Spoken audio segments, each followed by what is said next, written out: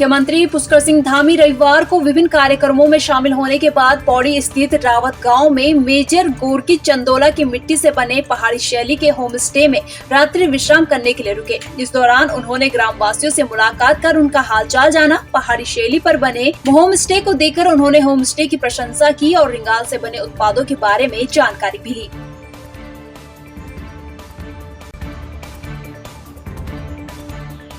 उत्तराखंड के मुख्यमंत्री पुष्कर सिंह धामी अपने 2 दिवसीय दौरे पर पौड़ी पहुंचे। मुख्यमंत्री धामी ने यहां कंडोलिया मैदान में पहुंचकर मुख्यमंत्री अंत्योदय निःशुल्क गैस रिफिल योजना का शुभारंभ किया। इस योजना के तहत 1,76,000 परिवारों को निःशुल्क 3-3 सिलेंडर वितरित किए जाएंगे। इसके साथ ही मुख्यमंत्री ने पौड़ी जिले के लिए 40 करोड़ की लागत से 4 योजनाओं का लोकार्पण व 53 करोड़ की लागत से बनने वाली 9 योजनाओं का शिलान्यास किया।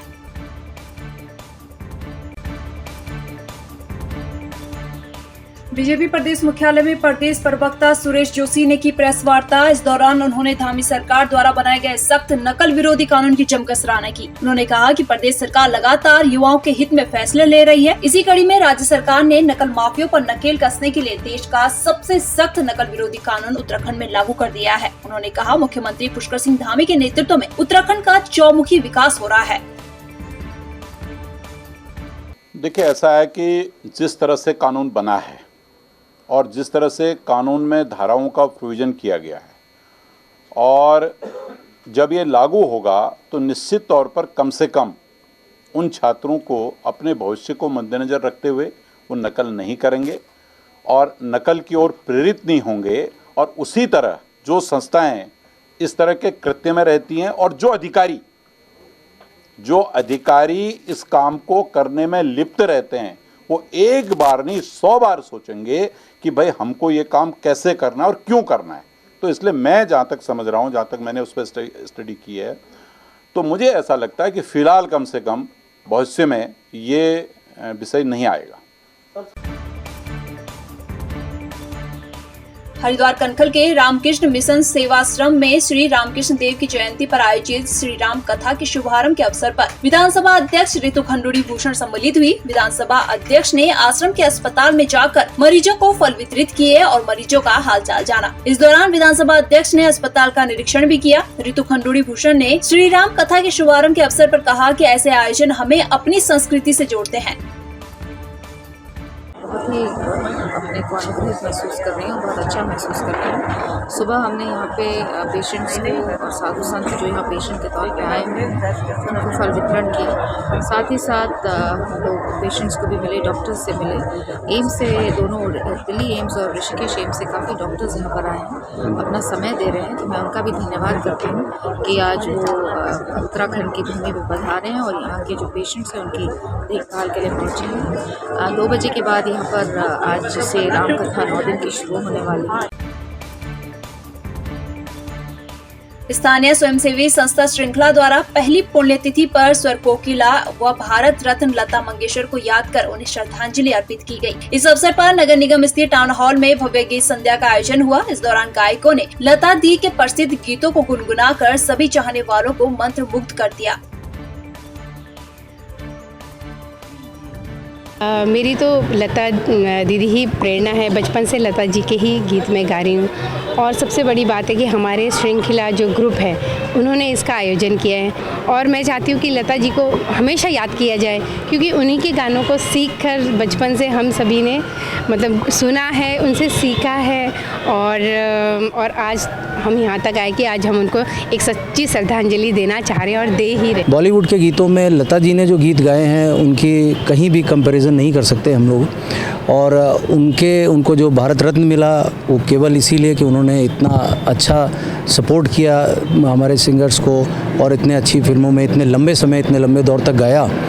तो उनको एक श्रद्धांजलि स्वरूप ये पहली श्रद्धांजलि हम लोग उनको दे रहे हैं श्रृंखला संस्था की ओर से, और केवल एक यही मैसेज देने के लिए कि एक अच्छे गीतों को जो लिखा गया और अच्छा संगीत बनाया गया उसको बरकरार रखा जाए, उसको ज़िंदा रखा जाए। इस तरह की फरमाइश थी कि उनकी प्रथम पुण्यतिथि में कोई भव्य कार्यक्रम किया जाए और इसी संदर्भ में आज ये श्रृंखला समिति के द्वारा एक भव्य कार्यक्रम किया गया है, जिसमें देहरादून के तमाम संगीत प्रेमी शामिल हैं और हमारे तमाम गणमान्य व्यक्ति इसमें मुख्य अतिथि और विशिष्ट अतिथि के रूप में यहाँ पर शामिल हैं।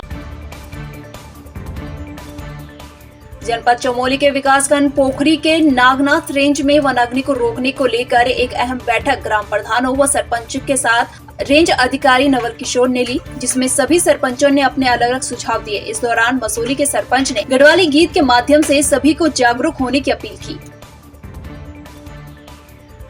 कहना है कि सरपंच गाँव में जो तुम्हारे वो है जो लगे हुए जंगल है, वो तुम्हारे अपने निजी जंगल है या सिविल भूमि है, उनसे आग जंगलों में न जा पाए। फायर की गोष्ठी की तैयारी इसमें जैसे कि जनप्रतिनिधि लोग, सरपंच के अलावा पार्षद, प्रधानगण, कई संस्थाएं, महिला मंगल दल, ये लोग उपस्थित थे। इनको हम गांव-गांव तक संदेश देना चाहते हैं कि आग न लगाए, जिससे हमारा जल जीवन सुरक्षित रह सके। यहाँ पे आकर के हमने काफ़ी कुछ सीखने का प्रयास किया है और मेरा सभी लोगों से यही निवेदन है कि जंगलों को बचाना है और हम अपने जो खेतों में हम जो अपने आड़े वगैरह फूकने का काम करते हैं उसको सावधानी पूर्वक फूकना है कि जो कि वो वनों तक न पहुँचे। पूरे ब्लॉक के लोग आ रखे हैं और पूरे महिला मंडल आ रखी है और पूरे सरपंच लोग आ रखे हैं। इनने एक संदेश दिया है कि भाई जंगल में आग लगनी चाहिए। इसमें सहयोग में आप लोग, ग्राम सभा के लोग, सरपंच लोग, महिला मंगल दल और अन्य लोग जो भी मतलब सहयोग देना चाहिए तो सहयोग देना चाहिए। इन लोगों ने घर घर जाके, गांव-गांव जाके पूरे एक संदेश दे रहे हैं और प्रत्येक घर में, प्रत्येक गांव में मतलब बैठक करा रहे हैं कि जैसे मतलब अग्नि खतरा न बने और जैसे मतलब जो आजकल खेती बाड़ी करने में आग न लगे, प्रत्येक महिला को सहयोग दिया है। और हमारा मतलब यहाँ पे रेंजर द्वारा ये प्रत्येक ग्राम सभा के अंदर एक मतलब रैली करी जा रही है, जिससे मतलब हम वन को मतलब आग से बचा सके। भर्ती घोटाले की सीबीआई जांच और देहरादून में बेरोजगार युवाओं पर लाठीचार्ज के विरोध में गोपेश्वर मुख्यालय में कांग्रेस के कार्यकर्ताओं ने प्रदेश सरकार के खिलाफ सड़कों पर जमकर प्रदर्शन किया और प्रदेश सरकार का पुतला दहन किया।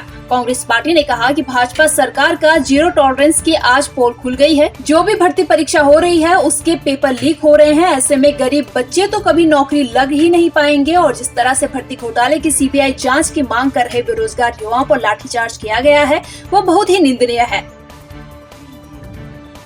आज हमारे बच्चे, युवा बच्चे सारे सड़कों पे है कि जो भी जितने भी भर्तियाँ तुमने कराए, जितने भी घोटाले हुए, पेपर लीक हुए, उसकी हम सीबीआई जांच चाहते हैं। तो सरकार क्यों नहीं सीबीआई जांच करवाती? क्यों हमारे बच्चों पे इस तरह से किसी का कल सर तोड़ दिया, किसी का पैर तोड़ दिया, किसी का हाथ तोड़ दिया? क्या अपने लिए हम इंसाफ मांगना क्या उत्तराखंड में गुनाह हो गया क्या? हम यही चाहते हैं कि पूरे अभिभावक, चाहे कांग्रेस पार्टी हो, उत्तराखंड का प्रत्येक आम जनमानस यही चाहता है कि जो भी घोटाले हुए, जो भी पेपर लीक हुए, उसकी हम सीबीआई मांग चाहते हैं। और जब तक सीबीआई मांग नहीं होते, हम उत्तराखंड के बेरोजगार बच्चों के साथ कंधे से कंधा मिला करके उनके साथ सड़कों पे खड़े हैं। जो ये भर्ती घोटाला हुआ है, जो अभ्यर्थी उसमें निकले हैं, कहीं ना कहीं ये सफ़ेद पोशों के नाते रिश्तेदार है। जिन सफ़ेद पोशों को भारतीय जनता पार्टी की सरकार बचाना चाहती है, उनके विरोध में हमारे बेरोजगार युवा साथी अपना शांतिपूर्वक आंदोलन कर रहे थे और पुलिस द्वारा उन पर किस तरह से लाठियां भांजी गई। और हम सरकार से मांग करते हैं, जब तक इन तमाम भर्ती घोटालों की सीबीआई जांच नहीं हो जाती, हम सड़कों पर इसी तरह अपने बेरोजगार युवा साथियों के साथ आंदोलनरत रहेंगे। पटवारी लेखपाल भर्ती घोटाले और अन्य विवादों के बीच चर्चा में रही भर्ती परीक्षा एक बार फिर से रविवार को आयोजित हुई। परीक्षा को लेकर प्रशासन द्वारा पौड़ी जिले के 3 शहरों में 40 परीक्षा केंद्र बनाए गए थे, जिसको लेकर जिला प्रशासन द्वारा परीक्षा को शांतिपूर्ण ढंग से संपन्न कराया गया। लेकिन इस दौरान कोटद्वार से पटवारी लेखपाल भर्ती परीक्षा देकर लौटे अभ्यर्थियों को बस सेवा ने पौड़ी बस अड्डे पर छोड़ दिया, जबकि प्रशासन द्वारा गंतव्य तक छोड़ने की व्यवस्था की गयी थी। तो हम पौड़ी तक तो या फ्री वाली बस में आ रखे हैं। तो अब यहाँ आके पता चला है कि 8 बज चुके हैं और 8 बजने पे पता चला है कि बस वाले बोल रहे कि हम नहीं लेके जाएंगे और टैक्सी वाले बोल रहे कि अगर फ्री की गाड़ी में आए तो यहीं से भी फ्री की गाड़ी क्यों नहीं छोड़ा उन्होंने तुम्हें। तो उनका बोलना भी सही है, अगर यहाँ तक है तो हमें श्रीनगर तक लेके क्यों नहीं गए ये बस वाले। हम ये चाहते हैं कि अगर जिम्मेदारी उठाते हो तो पूरी करके दिखाओ। ऐसा थोड़ी ना होता है कि आधे रास्ते में किसी को छोड़ना अच्छी बात नहीं होती है।